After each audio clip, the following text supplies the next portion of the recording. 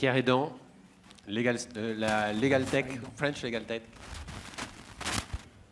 Merci.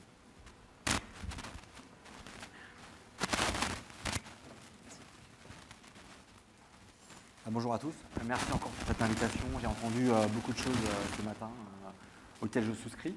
Alors j'ai un exercice un petit peu délicat puisque j'interviens après Rocket Lawyer qui a annoncé récemment son arrivée en Europe.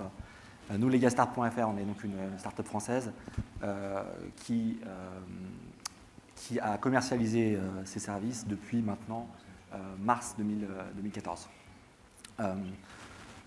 Sur l'objectif ce matin pour moi, c'est d'essayer de vous présenter qui on est, ce qu'on a fait et peut-être un petit retour d'expérience sur 2 ans de création et de développement d'une legal startup en France.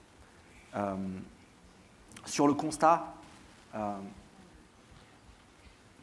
pardon. Hop. C'est bon là? C'est mieux? Okay. Sur le constat, je vais évidemment partager beaucoup des éléments qui ont été exprimés, mis en avant ce matin. On est effectivement sur une problématique d'accès au droit. Nous adressons prioritairement aux TPE, aux PME françaises. Et évidemment, on est conscient de cette problématique et on a une approche qui est nécessairement humble. C'est-à-dire qu'on n'a évidemment pas la prétention de proposer une solution qui répond globalement à cette problématique structurelle qui, comme ça a été évoqué, n'est pas spécifique à la France, mais concerne l'ensemble des pays. Nous, on a identifié un certain nombre de besoins qui sont susceptibles, qui sont suffisamment simples et répétitifs pour faire l'objet d'un traitement numérique. Et c'est donc par ce prisme que nous avons conçu et développé nos services. Sur la solution proprement dite, finalement, je pense qu'à ce stade, on peut aussi également mettre en avant une certaine forme d'humilité par rapport à notre démarche qui finalement est assez intuitive pour les avocats que vous êtes et que j'étais. Et je dirais que les avocats, ils ne nous ont pas attendus pour faire ce qu'on fait.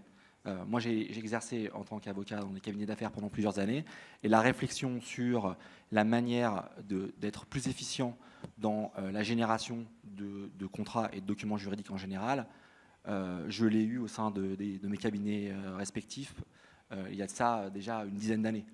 Donc finalement, ce que nous on fait aujourd'hui sur Legalstart.fr, c'est assez intuitif pour un juriste. On collecte d'abord de la donnée. Dans les tâches d'un avocat, la collecte de la donnée, c'est une phase importante et chronophage. Et nous, on a simplifié et automatisé la collecte de ces données. Et ensuite, à partir des données, on va effectivement automatiser un certain nombre de tâches. Singulièrement, la génération de documents juridiques, ainsi que le traitement numérique d'un certain nombre de formalités administratives.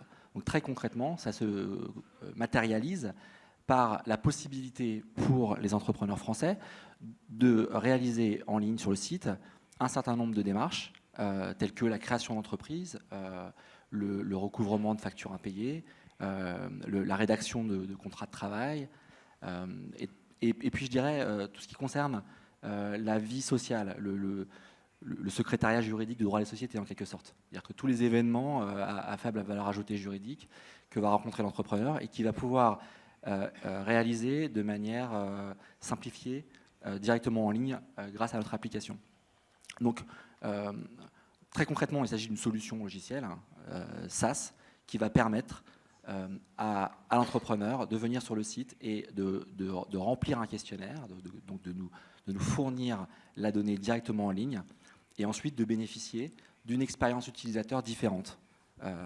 Donc notre approche est vraiment basée sur la simplification.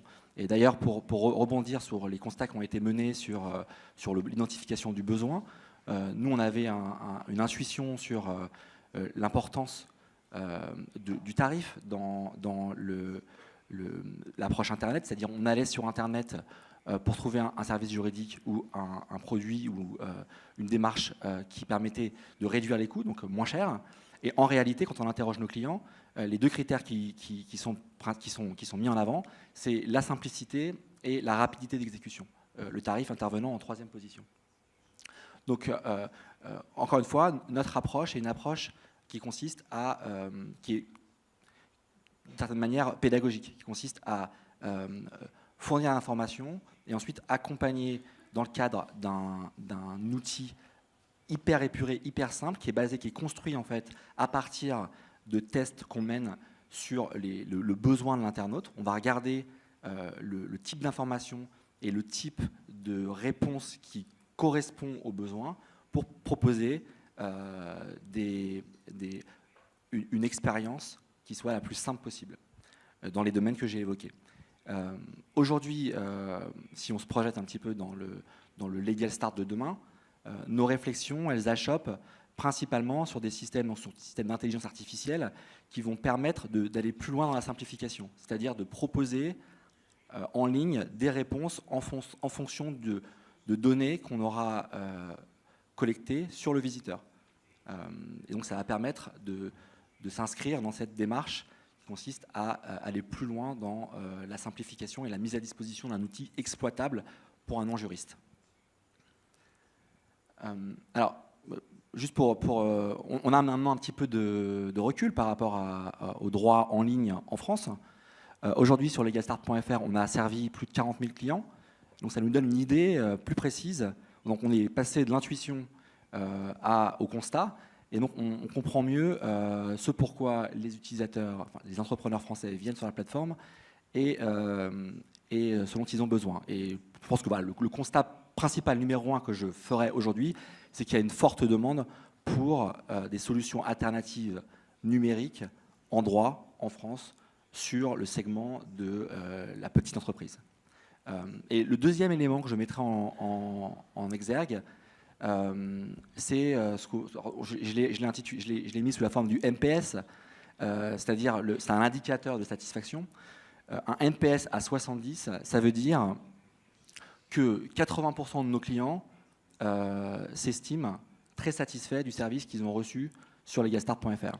Et moi, je pense que c'est un des points clés, c'est-à-dire qu'au-delà de la posture et du marketing qu'on peut faire pour exister, il y a un réel souhait de se mettre à la place de l'utilisateur, de comprendre son besoin et de lui apporter une réponse qui soit véritablement satisfaisante.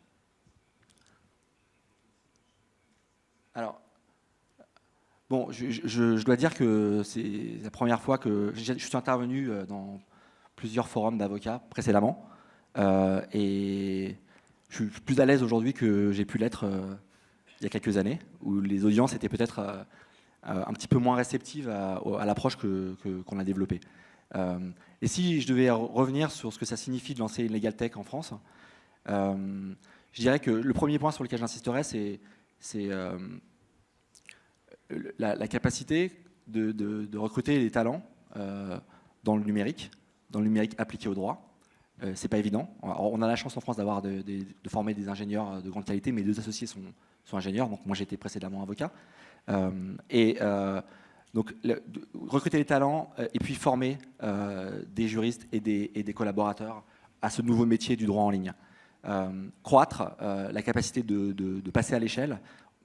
On va le voir, c'est un marché qui va se consolider avec des gros acteurs qui vont s'implanter et une thématique réglementaire et déontologique. Bien sûr, le faire de manière conforme, fiable et qualitative.